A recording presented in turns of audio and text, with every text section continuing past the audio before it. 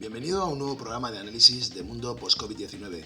Mi nombre es Víctor López y hoy es viernes, día 20 de mayo de 2022. Bueno, vamos a hablar rápidamente de cómo está la situación de la pandemia y cómo está la situación actual, un poco para no cerrar y seguir tomando el pulso a todos los cambios que se están produciendo actualmente. Comenzando por el COVID, bueno, pues todo sigue más o menos como estaba previsto. Se ha estirado un poquito más el pico, pero todo hace presagiar que esta segunda parte de mayo, además con este calor, lo normal es que empiecen claramente a caer incluso las cifras de hospitalizados, contagiados, etc. Ahora mismo la situación está más que en pico. En UCIs seguimos estables, en torno a los 360, y así vamos a seguir. Esa es la bajada que se puede anunciar, pero prácticamente estamos a cota cero. En decesos todavía no se ha producido esa caída necesaria. Sigue habiendo en torno a 65 decesos al día en COVID en toda España. Siguen siendo demasiados, pero bueno, la situación no ha ido a peor, está estable y suponemos que en breve podremos empezar a caer también en esta cifra. No estamos peor que en abril, no estamos peor que en marzo. Después de la última ola, pues hemos quedado en esas cifras, ese es el entorno. Bien, es cierto que ahora hay que decir que el COVID se ha sesgado totalmente a los mayores. En este momento, según las cifras del INE, que vemos en esta tabla que hay junto a mí, que la pueden seguir en el INE, pues vemos que aproximadamente el 80% de los hospitalizados, que son en torno a 7.500 que hay en toda España, en cama convencional, obedecen a la edad de mayores de 60 años y en torno al 90% de las UCIs, de esos 360, también son mayores de 60 años. Lo que quiere decir que el COVID a pesar de todos los cambios, etcétera, pues se ha endemizado, como digo, a pesar de las vacunas, de recuerdo, etcétera, pues se ha endemizado, se ha quedado con cifras bastante similares a las de gripe de otros años, como insisto en esto, y además está siendo más letal, está siendo más virulento claramente en las cifras que quedan cortas, claramente cortas, en los mayores de 60 años e incluso podemos decir de los 70 en adelante, es claramente mayor, ¿no? Bien, eso en cuanto a COVID. ¿Qué cabe esperar? Lo que sigue, bueno, pues todos los defectos que veíamos de toda la gente que pensaba que una séptima ola, que no sé qué, creo que está claramente superado y creo ciertamente que en lo que queda de mes vamos a notar incluso caída en estas cifras que son muy bajas. Hablo de las cifras de hospitalizados, ¿no? Eso en cuanto a la endemia y la pandemia. No tengo mucho más que añadir. Sí espero que en lo que queda de mes, insisto, empiece a verse también la caída en cama convencional de hospitalizados y empiece a verse también la caída en las cifras de decesos que están ahora mismo las oficiales en torno a 105.000. Bueno, pues esa es la situación. Y ahora, hablando de sociedad, desde el punto de vista económico, bueno, pues la situación está cambiando a marchas forzadas. La situación ahora de crecimiento para España, la última previsión, ya está por debajo del gobierno, en torno al 4%, más cerca de la que yo dije, que es del 3,6%, y bueno, hablo de la previsión de crecimiento para España.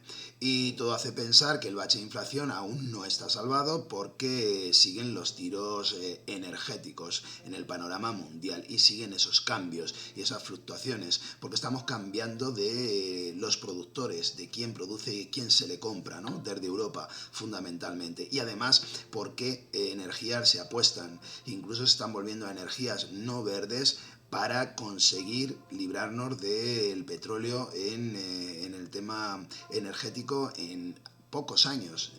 Queremos acabar con la dependencia de Rusia del petróleo en 2-3 años y eso hará que en gran parte el cambio también se produzca a dependencia del petróleo en cualquier caso, ¿no?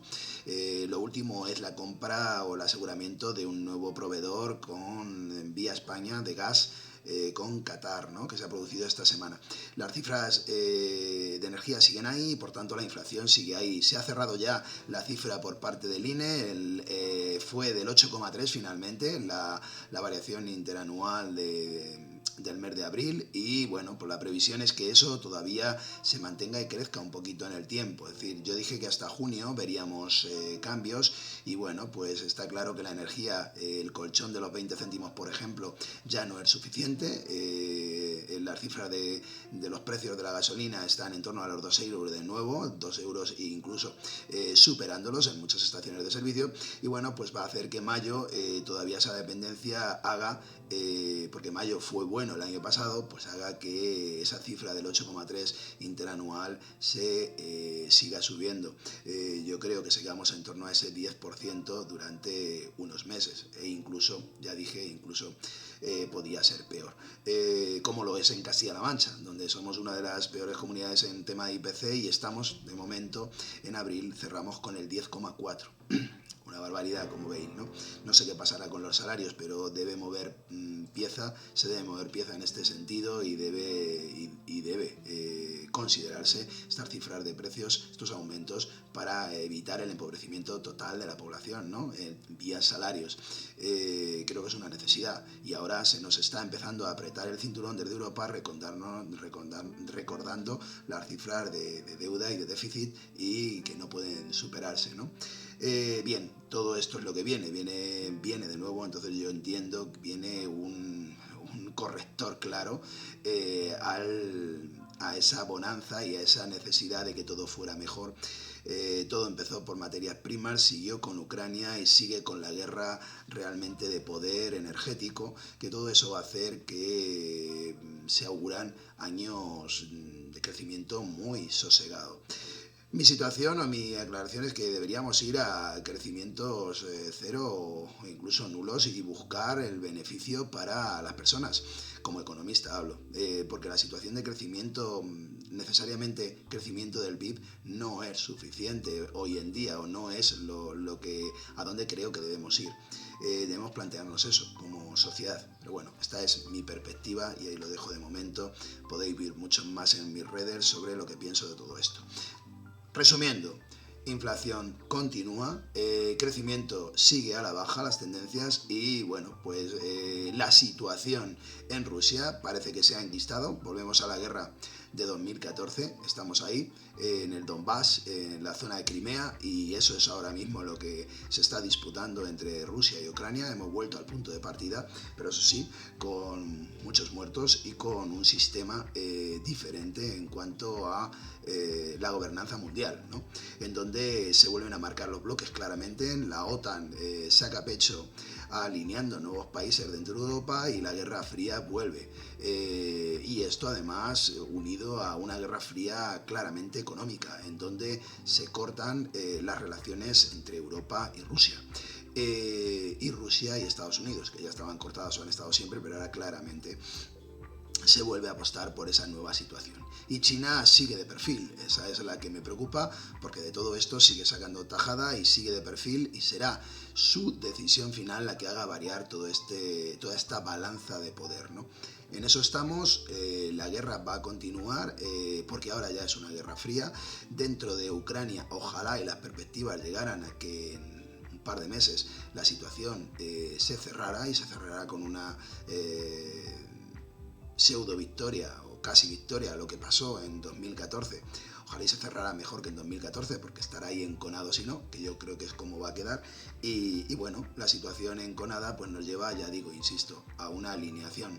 Rusia va a responder, va a buscar su grupo de poder, lo tiene ahora mismo dentro de Europa a través de Hungría fundamentalmente, y bueno, pues la situación es convulsa y es compleja.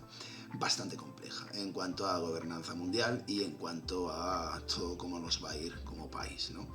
Esta vez no estamos de perfil, estamos claramente alineados, somos país de la OTAN, somos país de la Unión Europea. Digo, pues recordando la historia y lo que ha pasado en el pasado, para bien o para mal, España ha decidido estar, porque otras veces no ha estado, con lo que eso supone de beneficios y también de contrapartidas. Viene por delante una reunión de la OTAN en España, justamente, en donde se van a dilucidar muchas de las cuestiones que están ahora mismo en el ambiente, incluido, si queréis, la situación de Marruecos, aliado de la OTAN, y que bueno, que correspondía alinear, sobre todo aliado de Estados Unidos, y que correspondía alinear con esa respuesta hacia el Sáhara Occidental. Veis que todo está unido, bastante unido, y bueno, pues esta es una lectura rápida de cómo está el panorama. No pintan buenos momentos, si bien no son del todo malos para sacar pecho en cuanto a la economía interior española, que se soporta grandemente en el turismo. Hemos respondido a Grecia ya, hemos liberado esas situaciones del pasaporte COVID para venir, y con eso queremos asegurarnos una buena temporada de turismo, que es de lo que en gran parte vivimos, aunque pensemos que no, o queramos algunos estructuralmente ver otras mejoras y otras situaciones. Realmente España es la playa de Europa, la gran playa de Europa y el gran patrimonio de Europa, uno de los fundamentales junto con Francia e Italia. E incluso Grecia, que viene apretando porque siempre ha estado ahí, ¿no? Nada más, dejaros ahí esa situación, esas pinceladas, y bueno, pues espero que a finales de mayo, cuando haga el siguiente vídeo, os pueda hablar, a 1 de junio, os pueda hablar claramente de una situación superada también en tema de hospitalización de COVID, que lo está, pero quiero decir, a mejor, no estable en los 7.000, espero estar por debajo de los, que estemos por debajo de los 7.000, volviendo al COVID, y bueno, las UCIs mucho menos, ojalá, y pasemos a los 200 y muchos, en vez de los 300 y poco, que es donde estamos actualmente. Nada más, un abrazo a todos, insisto, cuidaos mucho, y desde aquí, desde Mundo Post-COVID-19, os informa profesor Víctor López.